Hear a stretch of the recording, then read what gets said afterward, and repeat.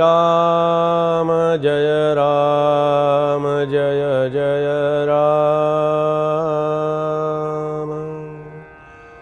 श्री राम जय जय राम।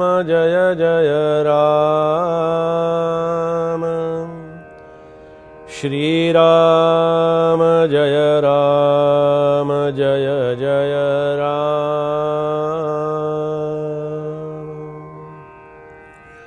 श्री राम समर्थ श्री राम।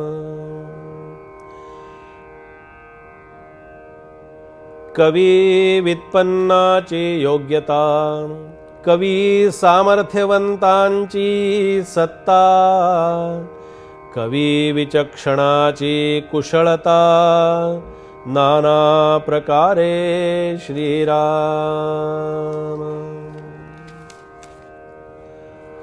समर्थांच्या ग्रंथराज दासबोधातील हे कवीश्वर स्तवनाचं चिंतन आपण या ठिकाणी करतो आहोत। हे कवीश्वर चिंतनाचं चिंतन करत असताना किंवा त्याचं श्रवण करत असताना हा कवीश्वर चिंतनाचा समास जो आहे, हा कवीश्वर चिंतनाचा समास आपण आपल्या जीवनामध्ये, आपण आपल्या स्वतःच्या आचरणामध्ये कसा बसवू शकतो। कवी आणि कवीचं काव्य, कवी आणि कवीच्या काव्यातली प्रासादिकता किंवा कवीनी केलेलं जे कार्य असतं, हा कवी जो असतो ना, हा आपल्यातला भावकवी असतो आणि आपल्यातला प्रेमळ अशा प्रकारचा भावकवी आपल्याला कधी दिसत नाही।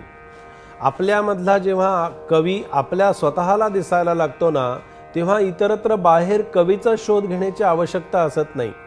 आपण काय करतो, आपण आपल्या स्वतःचा शोध आपण घेण्याची आवश्यकता आहे। आपण आपल्या शोधण्याचा प्रयत्न जेव्हा करतो, आपण आपल्याला पाहण्याचा जेव्हा प्रयत्न करतो, तेव्हा तो आरसा बघितल्यानंतर आपलं स्वतःचं रूप आपल्याला पाहायला मिळतं, आपल्या स्वतःचं दर्शन त्याच्यामध्ये पाहायला मिळतं। पण ते दर्शन असतं ते आपल्या बाह्यांग रूपाचं दर्शन असतं। आपला चेहरा कसा आहे, आपला वेश कसा आहे, आपण कसे दिसतो आहोत, एवढं त्याच्यामध्ये फक्त पाहायला मिळेल। फक्त कवी असं सांगता आहेत किंवा समर्थही आपल्याला उपदेश करता आहेत की नुसतं बाह्यांग आणि बाह्य रूप बघू नकोस, तर तू तुझ्या स्वतःतलं आतमधलं सामर्थ्य एकदा पहा। मुद्दाम आपल्याला चिंतन अशासाठी ठेवावंसं वाटतं की हे चिंतन आपण मुलांसाठी कशा प्रकाराने उपयोगात आणू शकतो। माझ्यामध्ये सामर्थ्य आहे, माझ्यामध्ये शक्ती आहे, माझ्यामध्ये ते प्रेम आहे, माझ्यामध्ये भाव आहे, माझ्यामध्ये भक्ती आहे। आपण जेव्हा वरिष्ठांचं काही ऐकत असतो, आपण जेव्हा काहीतरी चांगलं श्रवण चिंतन करत असतो, तेव्हा आपण लक्षात ठेवावं की आपल्यामधलाच कवी आपल्याला ती ऐकण्याची प्रेरणा देत असतो। आपल्यामधलंच प्रेम ते आपल्याला पाहण्याची कला देत असतं। म्हणून समर्थांची इथे असं सांगणं आहे किंवा त्यांची शिकवण आहे की कवी जे आहेत, ही कवी व्युत्पन्नाची योग्यता आहे आणि कवी सामर्थ्यवंतांची सत्ता आहे। आता सामर्थ्यवंत कोण आहे, तर तो सामर्थ्यवंत जो आहे, जेवढं आपण आपल्यामधलं सामर्थ्य पाहण्याचा जेव्हा प्रयत्न करतो, तेव्हा ते सामर्थ्य जे आहे, हे सामर्थ्य आपल्यामध्ये लपलेलं आहे।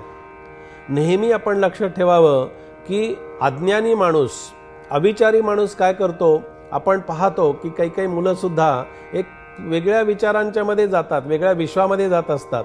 पण वेगळ्या विश्वामध्ये गेल्यानंतर त्यांना असं पाहायला मिळतं, एक ना एक दिवस त्यांना असं शिकायला मिळतं की आपल्यामधलं जे अज्ञान आहे, आपल्यामधली जी कमतरता आहे, आपल्यामधली जी त्रुटी आहे, त्याला आपण स्वतःच कारणीभूत असतो। आपण जर स्वतः ते चिंतन चांगलं केलं, आपण जर स्वतः चांगला अभ्यास केला, आपण जर आपली दिनचर्या नियमित ठेवली आणि सुंदर जर चांगल्या प्रकाराने आपण राहण्याचा प्रयत्न केला, तर नक्की आपल्यातल्या चांगल्या स्वभावाचं दर्शन आपल्याला घडत असतं। आपला स्वभाव चांगला आहे, आपल्यामध्ये ते प्रेम आहे, आपल्यामध्ये ती शक्ती आहे आणि ती शक्ती फक्त आपल्याला बाहेर आपल्या कार्यामध्ये उपयोगामध्ये आणायची आहे। आपण ती शक्ती जी आहे, ती शक्ती खूप मर्यादित वापरतो। स्वामी विवेकानंद नेहमी म्हणत असत की माणसामध्ये असणाऱ्या शक्तीचं माणसाला कधी म्हणजे त्याच्या लक्षातही आलेलं नाही की माझ्याजवळ एवढी शक्ती आहे। मारुतरायांच्या मध्ये जी शक्ती होती, ही मारुतरायांच्या मध्ये शक्ती केवढी उड्डाण करण्याची शक्ती होती। मारुतरायांना मनोजय नावाची सिद्धी प्राप्त झालेली आहे। आणि रामाच्या कृपेनं, रामाच्या आशीर्वादानं, रामाच्या प्रेरणेनं आणि रामकृपेच्या दर्शनानं मारुतरायांना ही जी प्रेरणा शक्ती जी त्यांच्यामध्ये मिळालेली आहे, मनोजय नावाची सिद्धी आहे. आणि ही मनोजय नावाची सिद्धी ही समर्थांनाही प्राप्त होती. आपल्या मुलांसाठी मुद्दाम एक छोटीशी कथा सांगतो की ही मनोजय नावाची शक्ती काय असते या विषयाच्या अनुषंगानं सांगतो की सामर्थ्य आपल्यामध्ये आहे, ती शक्तीमध्ये आपल्यामध्ये आहे. आपल्यामध्ये पण ती मनोजय नावाची शक्ती आहे.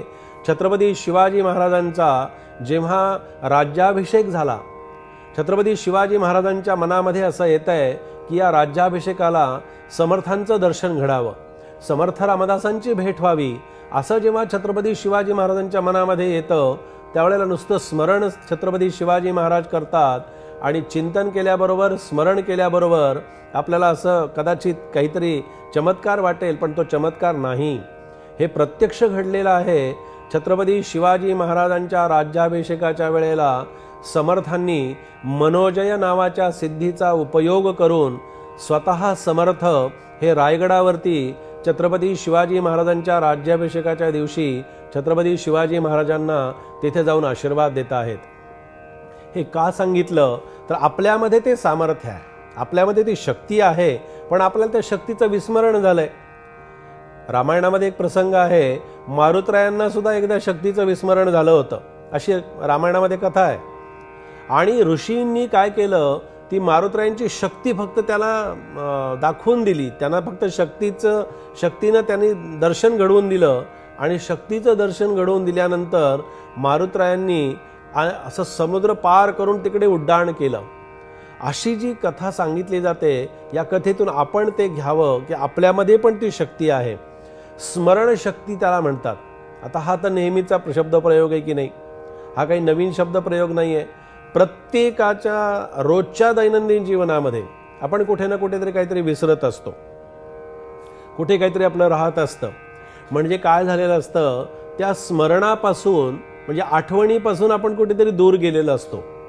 ते स्मरण अंतःकरणामध्ये, मनामध्ये सतत जागं राहण्यासाठी आपल्याला रोज अभ्यास करावा लागतो, रोज वाचन करावं लागतं, रोज पाठांतर करावं लागतं. अभ्यासाचं चिंतन हे मनामध्ये सतत असलं पाहिजे. म्हणून अभ्यास करत असताना हाही अभ्यास आपण करावा की कवी आणि समर्थांना जो कवी आपल्यासमोर ठेवायचा आहे, कवी विचक्षणाची कुशलता नाना प्रकारे. कुशलता जी आहे ना, ही प्रत्येकामध्ये आहे की नाही. प्रत्येक जण सुंदर अशा प्रकारची कुशलता बाळगून असतो, त्याच्याजवळ ती असते सुद्धा. फक्त त्या कुशलतेचं त्याला स्मरण नसतं, माहिती नसते, आणि ती कुशलतेपासून तो कुठेतरी दूर गेलेला असतो. कुशलता म्हणजे काय तर कुशलता म्हणजे काहीतरी चांगलं करून दाखवण्याची आतमध्ये असणारी जी शक्ती आहे, काहीतरी करण्याची आतमध्ये एक सुंदर अशा प्रकारची शक्ती परमेश्वराने प्रत्येकाला दिलेली असते. आणि ही कुशलता आपल्याजवळ असते, फक्त तिचं स्मरण आपल्याला नसतं, तिची आठवण आपल्याला नसते. आणि ती आठवण समर्थ या चिंतनाच्या माध्यमातून आपल्याला इथे करून देत आहेत. जय जय रघुवीर समर्थ.